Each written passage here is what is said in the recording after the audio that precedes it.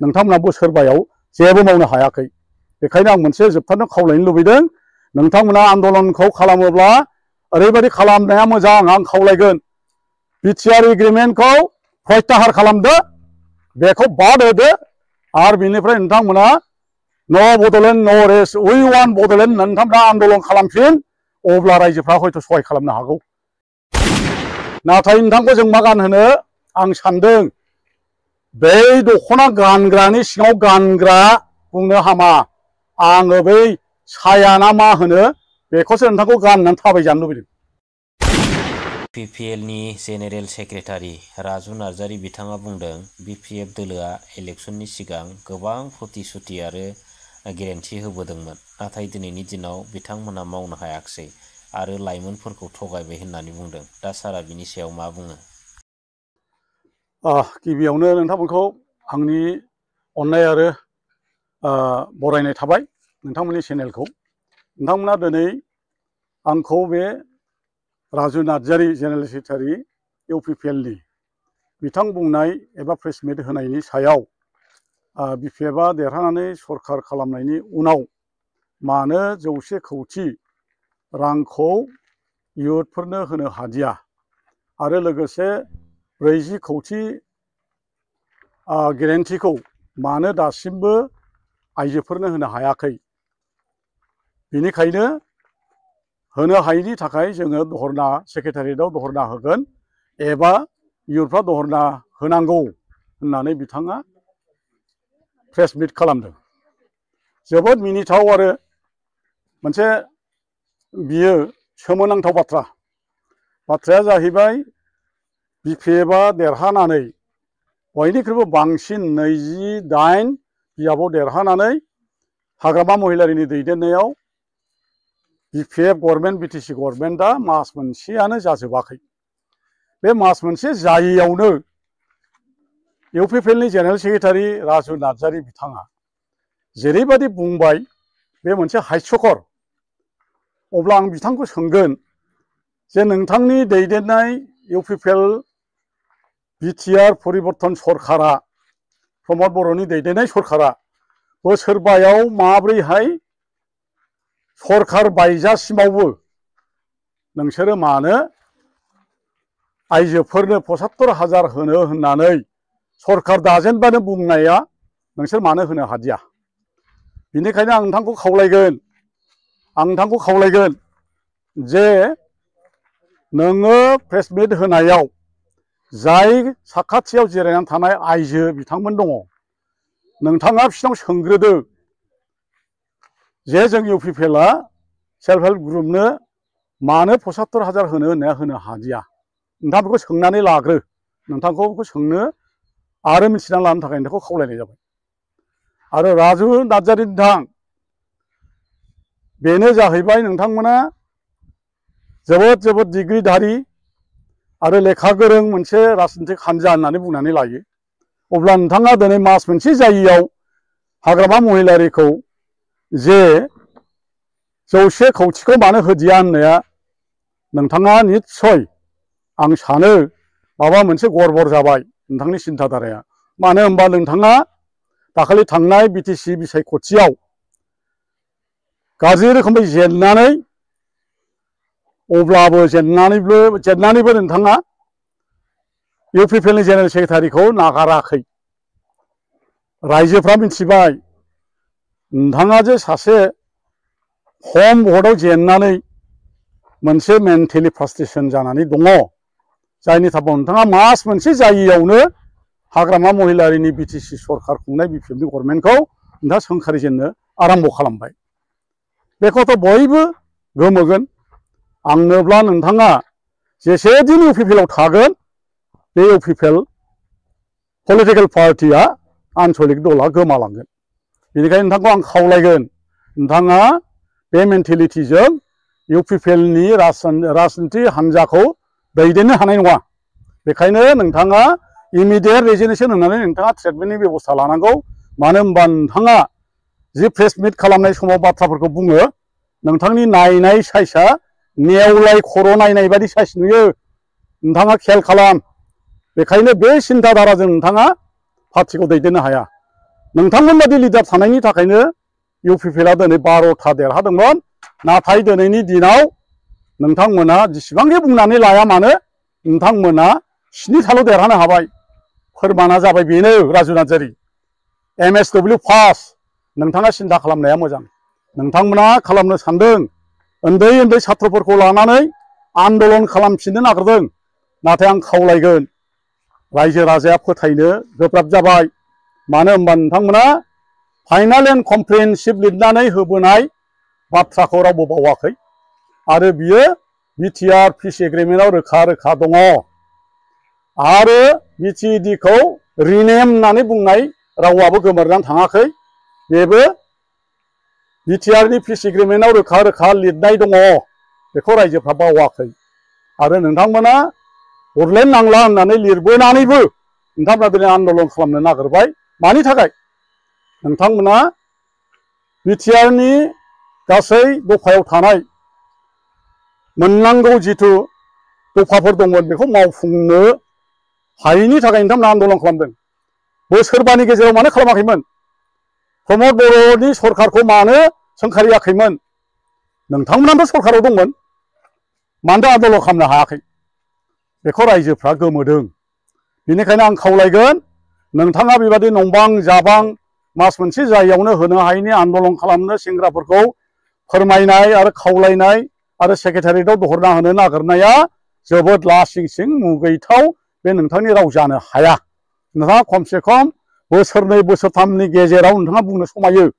जुदि मावाखैमोनब्ला मावाब्ला गेरेन्टिनि गासै खोथा मोनफ्रोमबो हाग्रामा महिलारिया मावगोन आरो आराम्भ खालामबाय। नोंथांमोना बोसोरबायाव जेबो मावनो हायाखै। बेखायनो आं मोनसे जोबथारनो खावलायनो लुबैदों नोंथांमोना आन्दलनखौ खालामोब्ला ओरैबायदि खालामनाया मोजां। आं खावलायगोन बिटिआर एग्रिमेन्टखौ प्रत्याहार खालामदो, बेखौ बाद होदो आरो बिनिफ्राय नोंथांमोना नो बड'लेण्ड नो रेस्ट उइ वान्ट बड'लेण्ड होननानै नोंथांमोना आन्दलन खालामफिन। अब्ला रायजोफ्रा हयथ' सहाय खालामनो हागौ। एबा जोंबो बुंगोन निस्सय जाफुङैनि थाखाय आन्दलन खालामफिनबायलै इउपिपिएलआ बा एबसुआ होननानै जों बुंनो मोनसे खाबु मोनगोन। बेनिखायनो आं नोंथांखौ बेफोर बुंनाय बाथ्राफोरखौ ज्राब दोननानै नंखाय बाखाय आन्दलन खालामनो नागिरनाय बेफोरखौ बाद होनानै दिल्ली सिल्ली आन्दलन खालामाबालानो नोंथांमोना दुलाराय बर' फरायसा आरो इउपिपिएल ज' लोगो नांना रायजो राजाफोरखौ लानानै नोंथाङा नो बड'लेण्ड नो रेस्ट उइ वान्ट बड'लेण्ड डिभाइड आसाम 50-50 होमबाना बड'फा उपेन्द्रनाथ ब्रह्मनि नोंसोर आशीर्बाद मोनगोन आरो आत्माया बड'फा उपेन्द्रनाथ ब्रह्मनि आत्माया गोजोननाय मोनगोन। बेखौ खावलायनाय जाबाय नोंथांनिसिम। सार गारबोनाय समफोरावहाय राजु नार्जारी बिथाङा बिपिएफनि बबेबा मोनसे खामानि मावनायखौहाय दिन्थिनो हायोब्ला 5,000 पुरस्कार होगोन होननानै बिथाङा बुंनाय जादोंमोन। दा नोंथांमोना बिनि सायावहाय मा फोरमायनो सानो? बेथ' जोबोद मिनिथाव आरो लाजिथाव। बिथाङा बेफोर बाथ्राखौ बुंनानै बबाव गन्थंखौ दोनखोमाखो, रायजोफोरनि सिगाङाव मा बुंनो सानदों आरो मा लाइनजों बुंनो नागिरामोन? खोनासं MSW राजु नार्जारी, नोंथाङा जे बिजिनि स्टेडियामाव बुंदोंमोन जेला आइजोफोरखौ सेल्फ हेल्प ग्रुप होनो आरो अरुणोदय होनो बायदि बायदि बिथांखिफोरखौ होनो होननानै सुबुं गौमा लिंदोंमोन बिजिनि स्टेडियामाव कलेजनि साहा थानाय फोथाराव। नोंथाङा बावबाय नामा?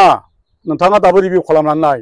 नोंथाङा बिपिएफनि हाग्रामा महिलारि लुनाय दलांजों दैमानि दलां साजों थांनानै हाग्रामा महिलारिनि सरकाराव बानायनाय 17 बोसोराव बानायनाय दलां बारलांनानै लामाजों थांनानै बिजिनिनि जौगानाय ओनसोलाव फोथाराव थांनानै नोंथाङा मा बुङामोन? रायजोफोर बिपिएफआ माबा मावनाय बिजिनि ओनसोलाव दङबा आंनो खोन्था, नोंथांमोननो आं 5,000 पुरस्कार होगोन होननानै बुंदोंमोन। बावबाय नामा नोंथाङा? नोंथाङा होदो, फैदो कमिटि दानानै जों ज' सार्भे खालामनि बोसोरबायाव इउपिपिएलआ मा मावा आरो बिपिएफआ 17 बोसोराव मा मावबोखो बेखौ जोङो सार्भे खालामनो बिपिएफनि सोद्रोमा आरो इउपिपिएलनि सोद्रोमा आरो नोंथाङानो टीम लिडार जानानै सार्भे खालामदिनि फै आरो बे कमिटिखौ दानो नोंथाङानो दायित्व लानानै सार्भे खालामनांगौ। नोंथांखौ खावलायनाय जाबाय।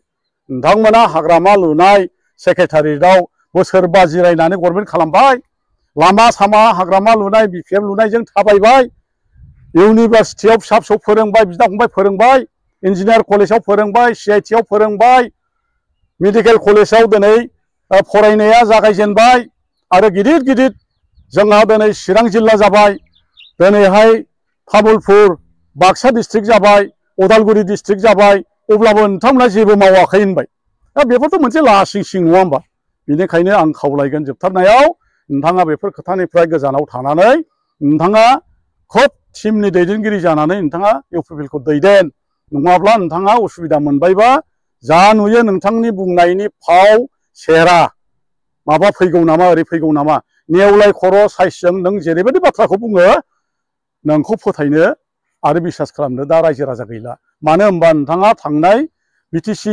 इलेक्सनाव बिसायख'थियाव जेननानै नोंथाङा दासिमबो बे फ्रास्ट्रेसनानो जोबाखै बेनिखायनो नोंथाङा इउपिपिएलखौ नागारोब्ला हयथ' सोरबा जेनेरेल सेक्रेटारिबा इउपिपिएलआ थांगोन नङाबा इउपिपिएलआ गोमालांसिगोन।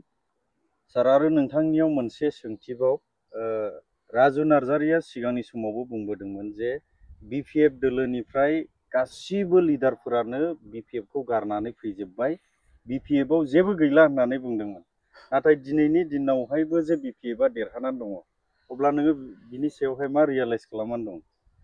बेखौथ' रायजो राजा नुबायानो जे राजु नार्जारिया मोनसे समाव बुंदोंमोन जे बिपिएफनि बागा बागा नेताफ्रा इउपिपिएलआव फैजोब्बाय आरो बिपिएफआव रावबो नेता गैलिया आरो गोरों गोराबो गैलिया हाग्रामाया हारसिङै जाबाय बिपिएफआ एबारनो गोमोरजोब्बाय बिपिएफ थानाय नंला लाथिख' जासिगोन होनदोंमोन। आं बेखौसो सोंगोन राजु नार्जारिनाव बै बागा बागाया सोर सोर आरो साबेसे बागा बागाया थांनानै इउपिपिएलखौ मदद हैखो आरो मदद हैदोंब्ला आं बेखौसो सोंगोन जे बे बागा बागाफ्रा देरहाहोनो थाङामोन बै बिपिएफनिफ्राय थांनाय बागा बागा नेताफ्रा गोरों गोरा नेताफ्रा हाग्रामाखौ गोदाव सोराव हारसिङै गारलांनानै आलाय आथानि खालामलांनानै इउपिपिएलखौ माबादि दैदेनहैखो बेखौ नोंथांनाव सोंनाय जाबाय।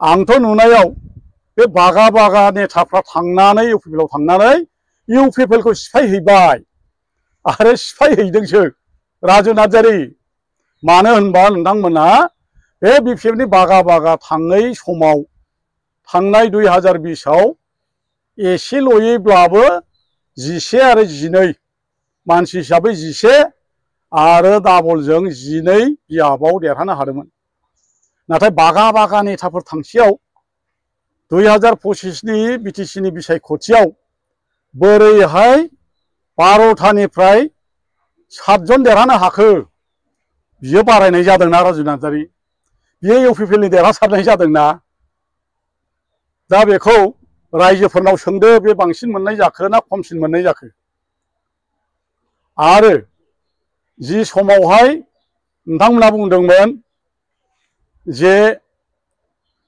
गाइखेर जानानै आंगुर जानानै आफेल जानानैसो सिन्था खालामो इउपिपिएलनि नेताफ्रा नाथाय बिपिएफनि नेताफ्रा लामा सामा जौ लोंनानै फेना गोग्लैलाबायनानै थायो आरो सोरबा इउपिपिएलनि नेताया बुंदों फेरेंगा दाउ गोसोमा बुंदों हाग्रामाया दख'ना गाननांगौ दा नोंथांमोननि इउपिपिएलनि बै बुंग्रा फेरेंगाखौ मा गानहोनांगौ समाजाव बुंनो समाया आं बुंगोन फेरेंगा जुदि दख'ना गानहोनांगौ होनबायबा बेथ' हारिमुनिसो ड्रेस जोंनि हारिनि मोनसे आइजो माहारिनि बे जोंनि ओंथि गोनां गानग्रा दख'ना बेथ' मोजांबाव नाथाय नोंथांखौ जों मा गानहोनो आं सानदों बै दख'ना गानग्रानि सिङाव गानग्रा बुंनो हामा आङो बै साया ना मा होनो बेखौसो नोंथांखौ गाननानै थाबायजानो लुबैदों।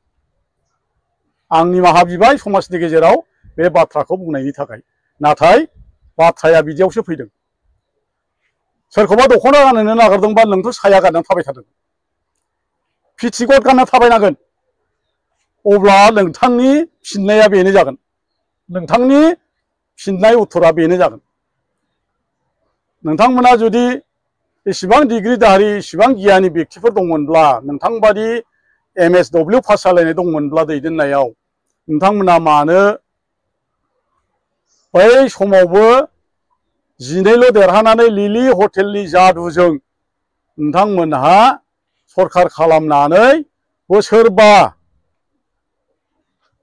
परिबर्तन सरखार खुंनो हानानै नोंथांमोना जेरैबायदि राजसिक जीवन साप्लाइ इत्यादि खालामनानै बिटिसिनि जायगाखौनो बिटिआर नामै बुङै बिटिआर जायैखौनो बुंनानै हाथाय नांगानायखौ नुनो मोनदों। जायनि थाखाय नोंथांमोना 28 बिजाबाव बिपिएफआ देरहानानै सरखार खालामनायखौबो मास मोनसे जायैयावनो मानो मावदिया, मानो मावनो हायाखै, धरना होनांगौ, बे मावनो हायैनि दाया सोरनि होननानै बुंनाया बे जुक्ति गैया। बेखौ रायजोफ्राबो मिथिखागौ। दा नोंथांमोना इसिबां जुदि इउपिपिएलखौ दैदेनबोदोंमोनब्ला, गोजोन सान्थि लाबोदोंमोनब्ला नोंथांमोना मानो बे बोसोरबायाव